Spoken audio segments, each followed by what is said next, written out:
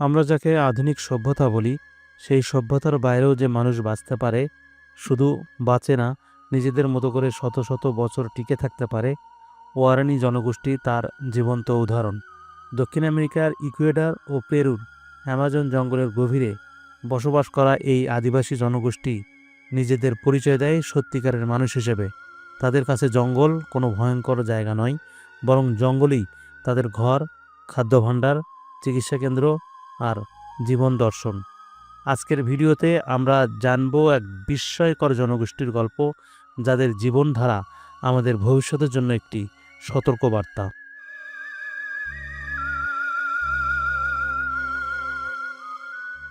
Amazon জঙ্গলে ওয়ারানিদের এলাকায় পৌঁছানো সহজ নয়। প্রথমে যেতে হয় ইকুয়েডরের রাজধানী কুইটোতে। সেখান থেকে প্রায় 6 ঘন্টার গাড়ি জার্নি শেষে পৌঁছাতে হয় শেল সিটিতে। এই শহরের নাম শুনলেই একটা প্রশ্ন মাথায় আসে, জঙ্গলের পাশে শেলের মতো একটি তেল কোম্পানির নাম কেন?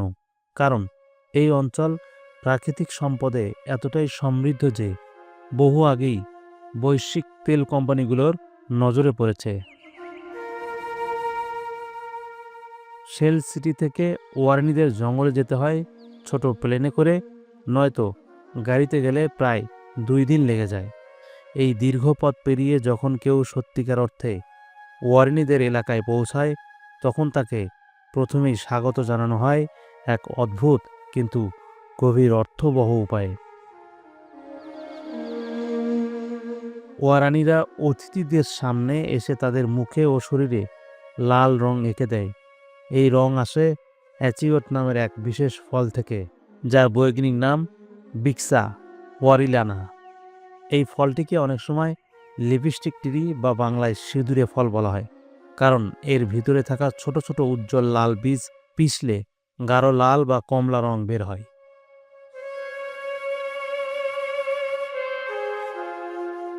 ওয়ারানিরা এই বীজ হাত দিয়ে ঘষে সরাসরি মুখে ও শরীরে নকশা আঁকে। এই রং শুধু সৌন্দর্যের জন্য নয়, এটা অ্যামাজনের প্রখর রোদ থেকে ত্বককে রক্ষা করে, পোকামাকড় দূরে রাখে, আবার উৎসব, বিয়ে কিংবা যুদ্ধের সময় শক্তি আর পরিচয়ের প্রতীক হিসেবেও ব্যবহৃত হয়।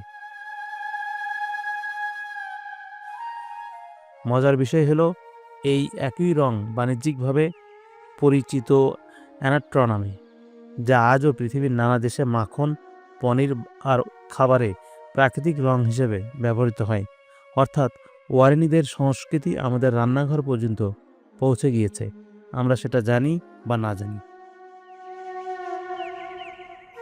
ওয়ারানিরা কথা বলে নিজেদের ভাষায়, যার নাম ওয়াও টেরেডো।